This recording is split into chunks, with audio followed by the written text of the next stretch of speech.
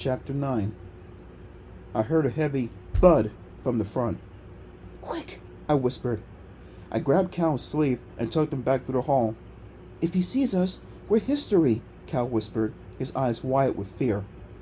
We stumbled into the kitchen. Behind us, I heard heavy breathing, the scrape of metal against the floor. Metal? Chains? I jumped at the sound of a shrill bark. "The dogs!" I cried. I spun around in time to see the two guard dogs burst into the kitchen. Their chains scraped the floor behind them. They both barked furiously now, lowering their heads menacingly, their eyes glowing red.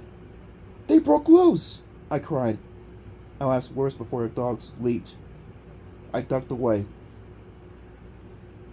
then spun in panic, dived blindly for the open kitchen window, and shot headfirst, out into the cold night. Gasping in deep breaths of fresh air, my chest heaving, I ran on trembling legs. I could hear the angry growls and cries of the dogs behind me from the kitchen. Halfway across the back garden, halfway to a dark ravine up ahead, I turned back and saw Cal's head out the window, one arm stuck out, flailing wildly. "Hurry!" I cried. But then I realized the big guy was stuck in a narrow window. "Help me!" His desperate shout was nearly drowned out by the fierce snarls of the guard dogs. "Brandon, help!" I took a step back towards the house, but stopped. How can I help? What can I do for Cal now? "Run for it, Brandon," a voice on my head urged. "You can't save Cal. Save yourself." "Brandon, please," Cal wailed, and then he let out a horrifying scream. I swallowed hard. The dogs are chewing him to pieces, I realized. And then I saw one of the dogs come running around the side of the house, barking furiously, ferociously. It galloped across the yard towards me. "Oh!"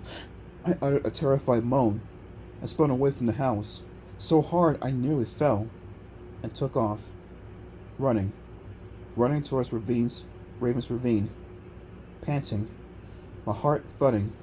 I reached the edge of the ravine. The deep black cut opened in front of me. I glanced back.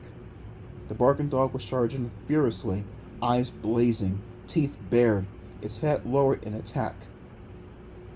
Only one way to escape. Jump the ravine! I had only seconds. I could see the other side of the ravine, only about 3 meters away, and beneath me, a steep drop, and then jagged black rocks. Could I jump without a running start? I had to try. I glanced back to see the dog tilt back on his haunches. It uttered a howl as it prepared to attack. I forced myself forward, bent my knees, tensed my leg muscles, and jumped. "No!" A terrified scream burst from my throat. I missed. Not far enough. Not far enough. My hands clawed the air. Nothing but air. And then I was falling so fast, falling to my death.